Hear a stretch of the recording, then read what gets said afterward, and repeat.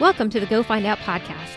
I'm Jennifer Jelliff-Russell, author, speaker, and entrepreneur, bringing you actionable ideas and interviews with awesome women to help you pursue your dreams and achieve your goals.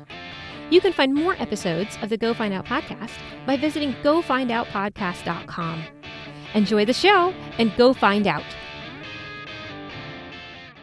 Welcome to the Go Find Out podcast, episode number 32. I'm your host, Jennifer Jelliff-Russell. On today's show, I'll be speaking with Natalie Benamou about her experience of building a mastermind community for women executives and entrepreneurs. I'm also going to be trying something a little different, and instead of having a personal update, I've decided to launch right into the interview. So let me know if you like this change or not. All right, let's get to the interview.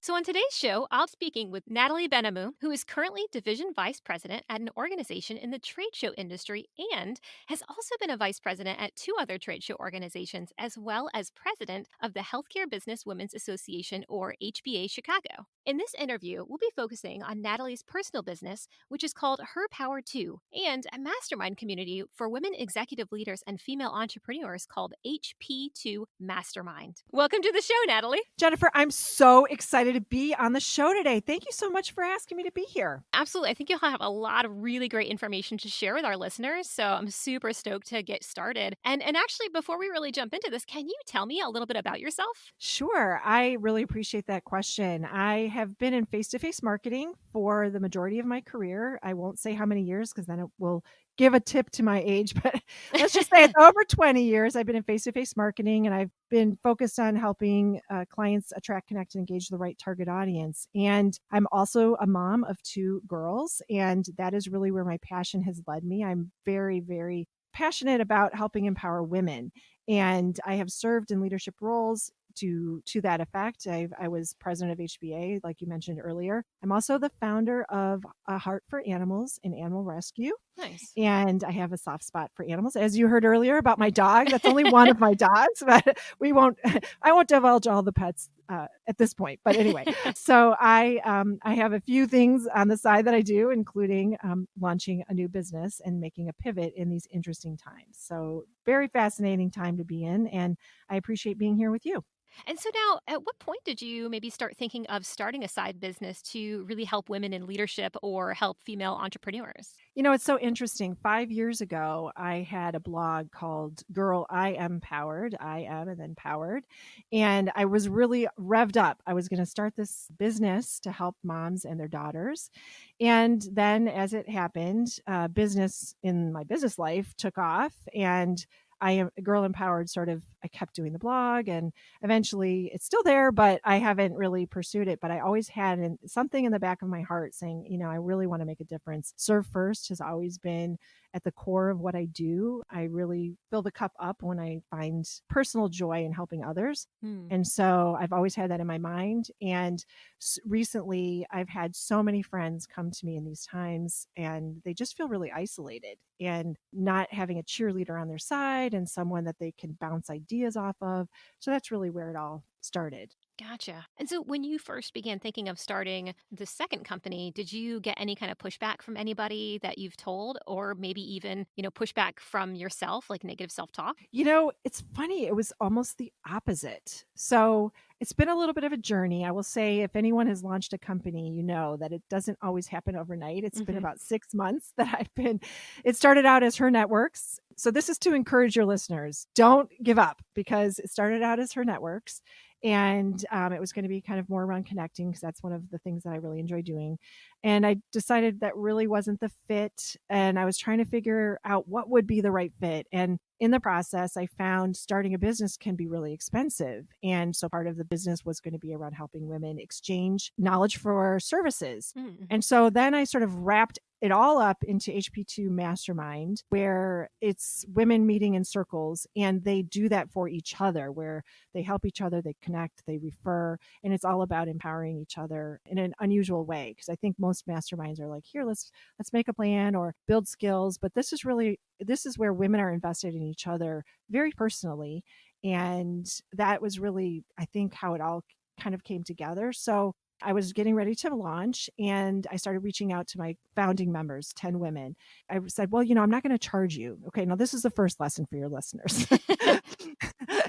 because we always do things for free as women, right? We help Yes. each other. I am a giver. I mean, my joy, my happy place is giving gifts. I'm a giver. Hmm. And so I said to this friend of mine, her name is Hope, and I said, Hope, just as a reminder, remember, she's an author like you. She's had 2 amazing books, and she's been in leadership roles. And I said to her, just as a reminder, I'm so grateful to you. I'm not going to charge you for this. And she said, well, what if I want to invest in your business? Mm-hmm. And I said, what? And so it really took me aback because I hadn't even thought to ask, right? Hmm. Like, we don't even think of ourselves. So I guess in terms of the negative self talk, I thought, listen, I have these amazing executive friends. If they would give me their time so I can try this out, let's see where it goes. So not only did she say that, but she's like, and I got like 10 people I could bring into this. Then I started calling my other friends. And so I have signed up 5 women that are investors just by just telling them about it. It's almost like it sold itself. And I never could have imagined that in my life. I would never have thought, oh, if I just tell someone about this, they're going to say, I want to see this succeed. And what it did was it's like, oh my gosh, if my friends are personally investing in me, I got to make this happen. Right. Right. So all those negative thoughts where I'm like dealing with tech right now and I'm trying to like figure out all these nuances and things I don't know. It's like, nope, these people are having faith in me. In fact, one of them said, I'm doing this because I believe in you. And I literally started practically crying because I think we don't realize the power that those words have. And we should embrace that. And we should not let those negative thoughts of like, you don't know tech. And why would you, this point in your career, make this giant pivot into something you have no idea, right? Hmm. Like those are the thoughts. Like, I have no idea how to do this, but I'm doing it anyway. And one, I could recommend a book if anyone's thinking, it's called Start Ugly by Chris Krimitsos. He's a friend. You might know Katie Krimitsos, his wife.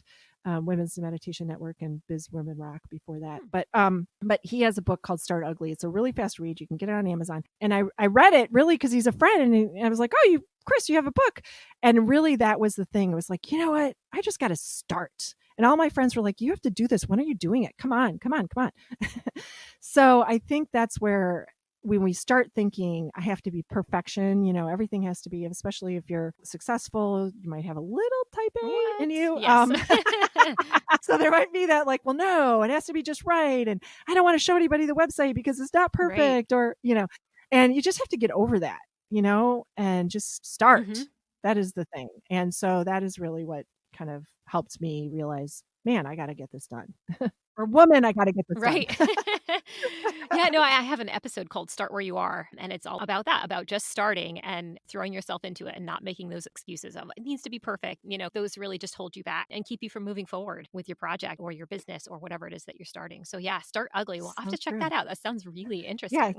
it's a good book and you can read it honestly in like a couple hours if that. I mean, it's a great story. It's a nice story that makes you at the end realize like you're right. Yeah, and I'll drop the link for that in the show note, listeners. Yeah, Yeah. thank you. What would you say, Natalie, that your biggest challenge was when you first started your business? And I know we talked about a few things, but what would you say the biggest challenge was? So I think part of it was finance, I must say, trying to do everything DIY, right? Mm-hmm. Because with COVID, my industry is down Oh, yeah. 90%. And there's been some dramatic, really, that was part of the opening of the windows Mm-hmm. to say, all right, you can only go up from here. Let's just do this, Yeah. right? But there's also the flip side is that it can be very expensive to start a business. Mm-hmm. So you really have to do a lot of research. And I've done a lot of research in finding the right resources to help me figure it out. And then in the end, you do also have to hire people. I mean, there's just, you can't do everything. I mean, some people do, but there's some things that you really do need help.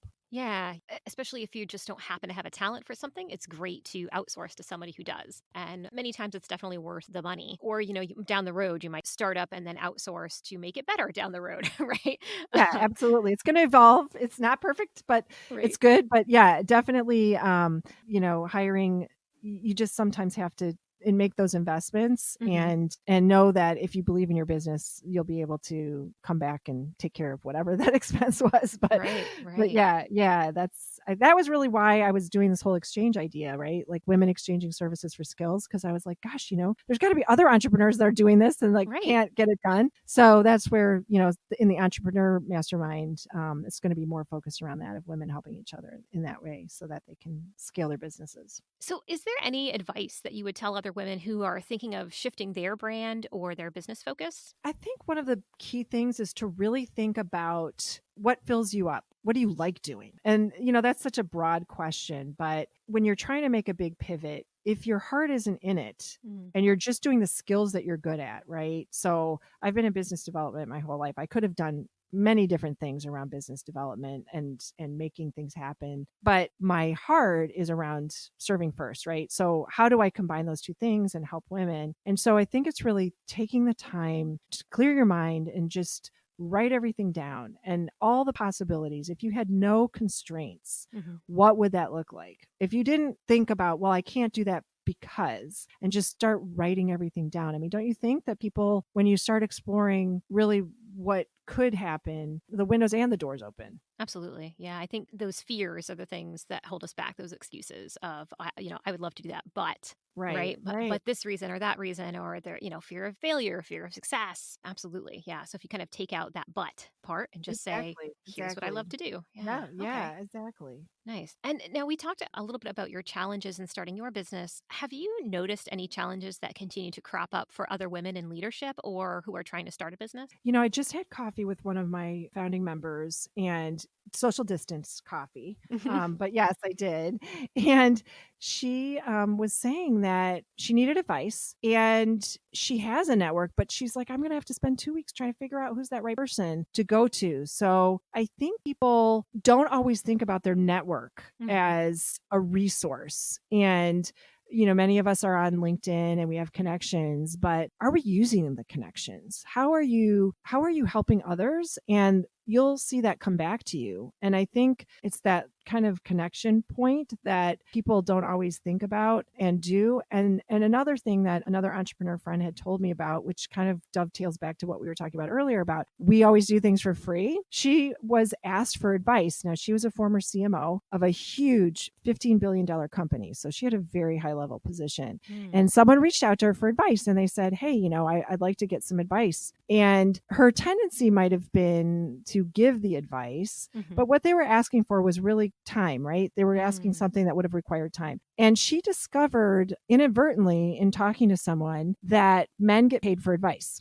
Yep. Now, this is something that we we just don't even think about, right? Mhm. Like, especially because we want to help each other. We Right. want to, and so we automatically go to like, well, yeah, of course, you need something. Sure, I'll tell you how to do your business. I'll tell you. But at a certain point, we do need to value our time. And Mhm. so I guess it's putting value on our time and realizing that men do it all the time. Right. And so yeah, it's tapping into your network, I think, and valuing our worth and charging for it. Yeah. And I would definitely add to that because that's absolutely something that I struggled with as a resume writer in a previous life, if you will. Having a business as a resume writer and having people reach out to me, hey, Jenny, I need free advice on this. And I would spend hours speaking to people for free. Yeah, Because I yeah. didn't value that time. And what I learned was when I charged these people who then became my clients, they were more likely to actually follow through on the advice that I gave because it held more weight when they paid for it than when they didn't. Absolutely. People need a vested interest. So, kind of to what you're saying, my founding members, there's been a couple different levels, but the commitment is to be on my board. So, Mm. you can do that's the whole exchange thing. I'm all about like the if this, then that. Hmm. So, there's always a way to make things happen. If you're starting something new and you don't think you can do something, well, offer something in exchange, right? So if they're giving you advice, maybe you give them the opportunity to serve on a board, which is something that they want because Mm. that elevates their position. I once had a speaker when I was president of HPI. I had someone come to my organization. We wanted her to speak, and she had a speaking fee that was way beyond reach. Mm. And I went to her and I said, "Listen, we can pay you this, but how about if I introduce you to leadership at like 3 Fortune 500 pharma Mm. companies?" Mhm. And she ended up getting like 20 times, what she would have just from her speaking fee by actually winning business Nice. with those leaders. So kind of thinking outside the box, I guess. There are ways that you can do, I don't want to say barter, but there's ways that you can do things in a Yeah. different way that you don't, you have to think differently in this, especially now. Yes, absolutely. And now, do you feel that you have any specific habits that have helped you to be successful in starting or operating your business? I think it's mindset Mm. is one of the it's that's sort of cornerstone. So yes, I always start every day working out. That's like no matter what, I work out the very first thing I do every day. That's a habit that clears my mind. Sarah Blakely talks about the founder of Spanx. I recently saw her on an amazing webinar. If people haven't seen it, it was by Salesforce. It's on LinkedIn. She was Hmm. incredible. She's amazing. I love her so much. Um, but she talked about that she has to drive in her car for like an hour or 40 minutes or something before going to work, even though her office is 5 minutes away, because ideas pour into her brain. Ah. So the habit I have is I try to open up space, sometimes cleaning, believe it or not. No, I totally get that. Yeah. I love cleaning because it's like, oh my God, this idea just popped into my head. I have to go write it down. Hmm. So I think it's like creating the opportunity as a habit for ideas to come to you, no matter what you do. It doesn't matter what your position is or what your career role is. Ideas are something that will help you move forward in your personal life or in your professional life. Hmm. So making space to do that. And I want to dig into that. When you're doing these things and kind of getting ideas, do you have a particular method for keeping track of these ideas, writing them down, dictating them, anything like that? Because I know personally, my space is gardening, right? And so I'm Oh, out in the right. yeah, Yes. and so I'm out in Yes. the field. We have a small family farm, and so I'm out in the field working, and then I get an idea, and I'm like, "That's such a great idea! I will totally remember it. I'm not going to write it down, right?" And then I forget it. So, do you have any recommendations for anybody to kind of keep track of their ideas? If you're outside, fanny pack. Bring back the fanny pack. Put a piece of paper. Mhm. Right? I know Yeah. I'm aging myself with the fanny No, pack, that's but okay. it's an they're kind of fashionable now. They're coming back. If you saw my scribbled pieces of paper, because when I work out, I sometimes scribble things all over pieces of paper, and then I look at it and I'm like, what was I saying right there? So I do try to write it down because when I write things down, it helps me remember. And kind of an aside, one thing that people probably don't know that I try to cover up a lot is that I had a massive head injury years and years ago, and so I write everything down because Mm. I find that action of writing things down definitely helps you remember more so than speaking it, I think, or taking a picture. Sometimes I take a picture of something if I need to like remember. Mhm. But writing that, there's something with pen to paper. And as a writer, as an author, you probably know that more than anything. If you're coming up with your next book or book idea and something probably pops into your head, I would imagine, right? Mhm. Like how do you, when your ideas flow? I mean, what do you do for creative when you're gardening? Is there a particular type of gardening that you like that creates the opportunity, or is it just being outside and in that environment that Really, yeah, works? just being outside in that environment. And then if I had an idea, kind of in that space, dictating it into my phone or pulling out the phone and typing into like the notes app. So I guess I tend to kind of lean more towards the technology heavy kind of methods. Yes. Well, I do have Awesome Note also. So like if I'm out on a run and I don't have a piece of paper in my fanny Right. pack, which I probably don't, I would do the Awesome Note, which is an app. You probably know that. Or Notes. Yeah. Either of those. That works. That works too. Totally. Just writing it Okay. down. I haven't heard of Awesome Note. Yeah, Awesome Note is a good way. It's sort of an organizational tool, Okay. I think. Nice. I'll have to check that out. And I'll drop a link for that in the show notes as well if anybody wants to download it. Sure, sure. And now, what do you feel like you would have missed out on by not starting your business? I think my girls have been really, they look to me for inspiration because I've been this career Hmm. woman my whole life and they've seen me. And I think I would feel I let them down because they know that this has been on my heart and they've been saying, Mom, you really have to do this. And I've been like, yeah, but this and that, right? There's always something. And so I think I would have missed out on my girls feeling like, oh, she did do that. And whatever happens, happens, right? If you don't try, of course you won't fail, but if you try and fail, you can just always do it again. And so I think missing out on that chance to hopefully leave something for them and make it different for them when they take leadership positions, maybe it will be different for them. That would be something I would have missed out on, I think. Yeah. And now you mentioned this is kind of something you've been talking about for a while, starting the business. How long have you kind of been playing with this idea? It's been about 6 months. I had an idea a little longer than that I wanted to do something, but pretty regular. I've been spending about 6 months. And I think you had said on one of your podcasts about working weekends and nights. That has definitely been what I've been doing. Gotcha. working, every waking minute around, work, not interfering with work because I've had a pretty demanding role. Mm. So never interrupting that, but like all, evenings, mornings, 5 a.m.s. And so, yeah, I think just trying to do that. Yeah, I just wondered because I think a lot of people do that. Like I sat on this starting this podcast, the idea of starting this podcast for several Hmm. years before Hmm. I was like, okay, I'm going to do it. And I needed that push to kind of start. Would you say maybe COVID has been your push to start, or is there something else that was kind of your catalyst? A few things. Definitely a few things, but I can recommend something for people that are feeling stuck and don't know how to get things done. And it's John Lee Dumas's Freedom Journal. When I started my podcast, I launched it in 100 days because that was his time frame. And every day he has things. There's plenty of those out there. There's Michael Hyatt has similar book, but I think having something I do every morning as a habit, as you were asking earlier about habits, I write what I'm grateful for, and then the 10 things I've already made happen. But John Lee Dumas breaks it down into 10-day increments. And I did launch my podcast incredibly rapidly as a result of that experience with that. And, it doesn't really matter what you choose as long as you make it a regular thing that you do. As I'm sure with this podcast, when my previous podcast, Rock Your Trade Show, many of the people that were on that show are actually part of my HP2 Oh, project. nice. So Yeah. yeah, yeah. I mean, opening doors like you can't imagine. Like I think the one thing I would say for women, if they're thinking about this, is you just have to ask. People a lot of times don't say no. You'd be surprised. I mean, I've had unbelievable people on my previous, podcast, and I never thought I could get.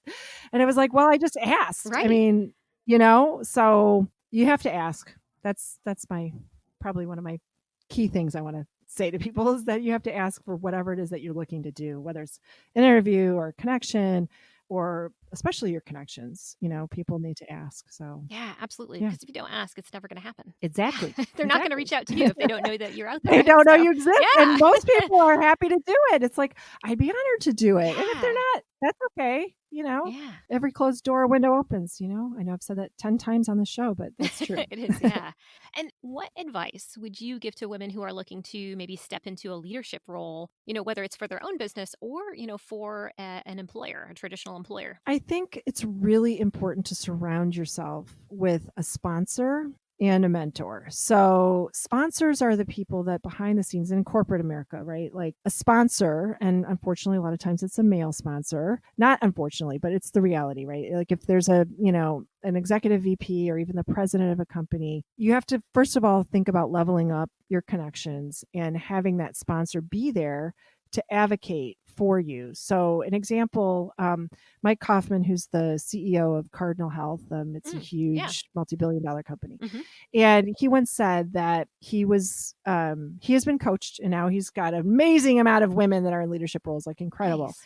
And he's very big proponent. There's 300 VPs at Cardinal, which is an unbelievable number, let me Yeah. tell you. And part of it is actually Raina Sharkneck, who I talked about earlier. She was the speaker that I mentioned, coached him. But he mentioned that one time they were looking at a woman to be promoted, and he was in a room, and he wasn't supposed to be in this room, but they were talking about it. She was going to be promoted to VP, and people were saying like, well, she's got a family, she's got little kids, she's not going to want to travel. I don't think we should ask her. We should move on. And he said, wait a second. You don't even know if she wants to do this. Right. You don't know what her obstacles are. Sure, she's got small kids, but why is that the defining factor? Yeah.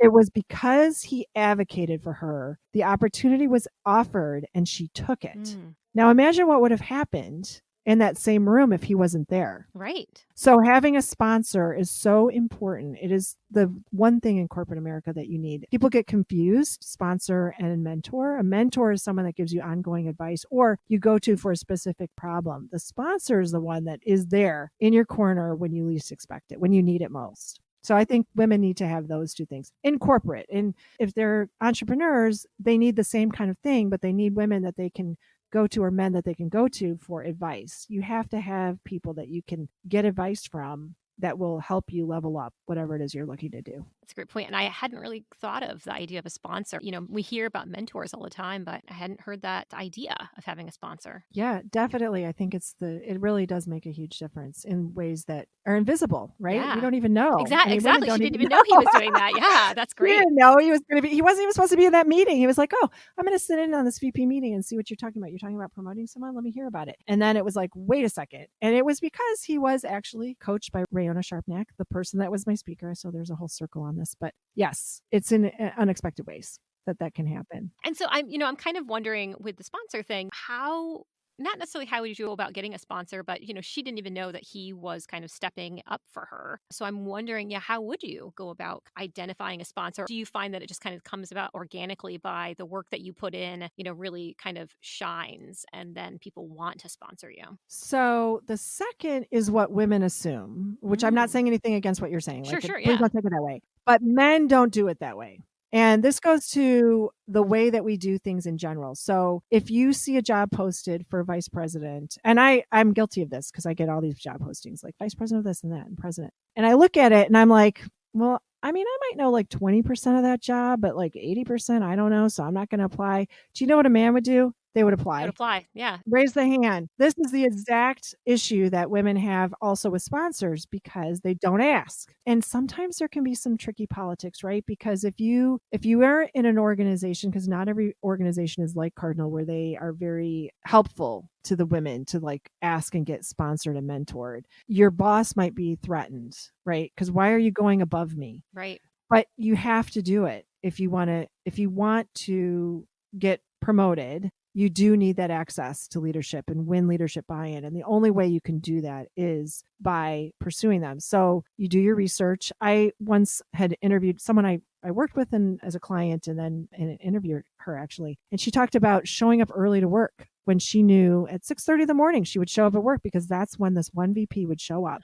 And she would run into that VP and that VP became her sponsor. So it takes effort. It's not something that's going to come to you. You have to put the effort in. But if you're strategic about it and mindful about, okay, what is that person doing? Where can I get access and make it short, concise, and know what you're asking? Mm.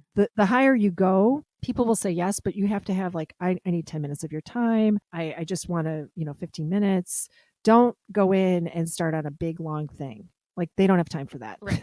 And sometimes you can leapfrog with the sponsor. Like you can get someone that's your mentor to recommend a sponsor. If the mentor is in a leadership position, he or she could then say, I have someone that could be a sponsor for you. Okay. But it's intentional. I think women need to be more intentional with that. I totally agree. Mhm. I absolutely did the assuming of, oh, if I just put in the good work, then someone will just notice me, Yes. right? And you know what? You know what? If women just do what there is the good work, people don't take You're notice, right. unfortunately.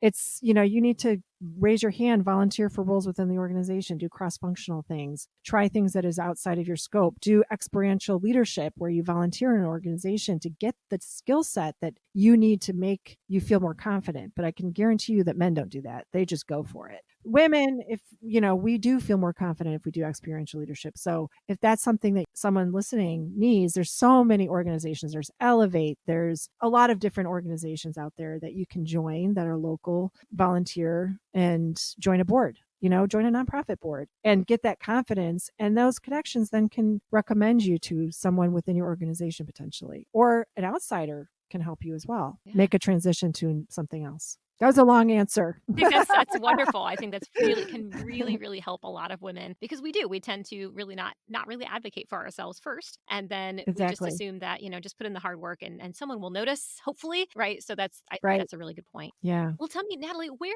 can we learn more about your business and her power too? Well, if people want to see more about Her Power 2, they can go to herpower and the number 2.com. And that's the main website. I also am on Twitter. Her_power2, I think, is the Twitter handle. And Her Power to Be Bold is the Instagram feed. So if people want just an inspirational word of the day, I usually post something once a day that's just something that hopefully will lift women up. And HP2 Mastermind is the business, but you can get to it from HerPower2/Mastermind. So Gotcha. So thank you. And I'm on LinkedIn. If anyone, any of your members or people listening rather, if anyone wants to reach out to me, please, I'm on LinkedIn. I'm a connector. I'm happy to help in any Oh, way. that's really kind. Awesome. Well, very cool. Well, thank you so much for coming on the show today, Natalie. Thank you so much. Thanks for having me.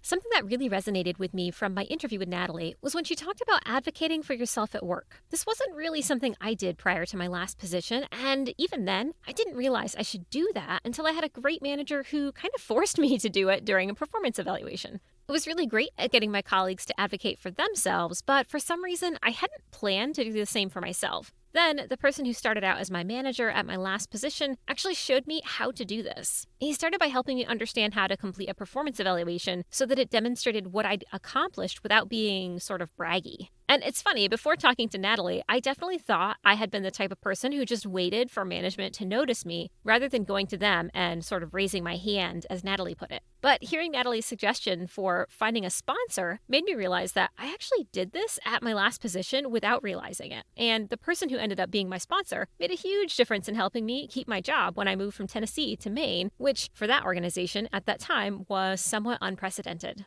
Looking back now, I realize that while I did earn that manager's respect by working hard and being a high-performing employee, I also asked him questions and volunteered to take on more clients. Without realizing it, I had found a sponsor who later advocated for me to stay with the organization after I moved, and I didn't even know that he was advocating for me at the time. So, if you work in a traditional role and wish to continue moving up the career ladder at that organization, consider first who you have as a mentor at that organization, and then determine if you might already have a sponsor without realizing it. If you don't already have a sponsor, then consider who might make a great sponsor at your place of work and how you can start developing that relationship with them. Another thing that Natalie touched on that I think is really important for everyone is to find the thing that helps you open up space to think creatively. As Natalie said, it doesn't matter what you do for a living. Coming up with new ideas or new methods to tackle a problem require that you give yourself the space to think and get creative. For me, my thinking space is walking, running, gardening, or doing a puzzle. None of these things require concentrated thought, and I seem to think better when my body is doing something on autopilot. So what are your thinking spaces? Recognizing what helps you tap into your creativity can be beneficial.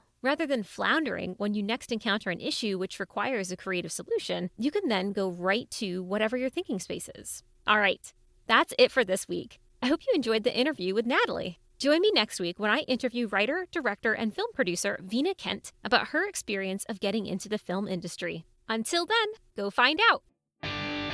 Thanks for listening to the show today.